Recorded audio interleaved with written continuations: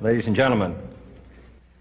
The very word secrecy is repugnant in a free and open society, and we are, as a people, inherently and historically opposed to secret societies, to secret oaths, and to secret proceedings. We decided long ago that the dangers of excessive and unwarranted concealment of pertinent facts far outweighed the dangers which are cited to justify it. Even today, there is little value in opposing the threat of a closed society by imitating its arbitrary restrictions. Even today, there is little value in ensuring the survival of our nation if our traditions do not survive with it. And there is very grave danger that an announced need for increased security will be seized upon by those anxious to expand its meaning to the very limits of official censorship and concealment. That I do not intend to permit to the extent that it's in my control. And no official of my administration, whether his rank is high or low, civilian or military, should interpret my words here tonight as an excuse to censor the news, to stifle dissent, to cover up our mistakes, or to withhold from the press and the public the facts they deserve to know. For we are opposed around the world by a monolithic and ruthless conspiracy that relies primarily on covert means for expanding its sphere of influence, on infiltration instead of invasion, on subversion instead of elections, on intimidation instead of free choice, on guerrillas by night instead of armies by day. It is a system which has conscripted vast human and material resources into the building of a tightly knit, highly efficient machine that combines military, diplomatic, intelligence, economic, scientific, and political operations. Its preparations are concealed, not published. Its mistakes are buried, not headlined. Its dissenters are silenced, not praised. No expenditure is questioned, no rumor is printed, no secret is revealed.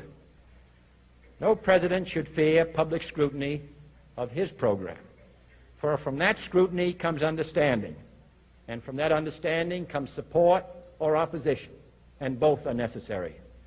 I am not asking your newspapers to support an administration, but I am asking your help in the tremendous task of informing and alerting the American people. For I have complete confidence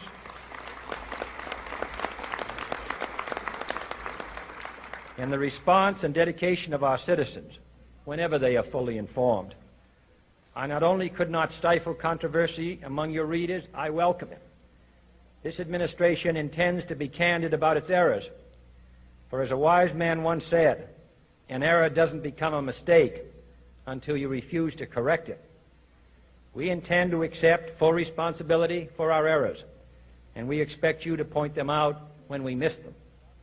Without debate, without criticism, no administration and no country can succeed, and no republic can survive.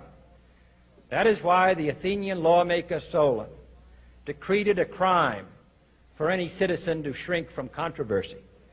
And that is why our press was protected by the First Amendment, the only business in America specifically protected by the Constitution, not primarily to amuse and entertain, not to emphasize the trivial and the sentimental, not to simply give the public what it wants, but to inform, to arouse, to reflect, to state our dangers and our opportunities, to indicate our crises and our choices, to lead, mold, educate, and sometimes even anger public opinion. This means greater coverage and analysis of international news, for it is no longer far away and foreign, but close at hand and local.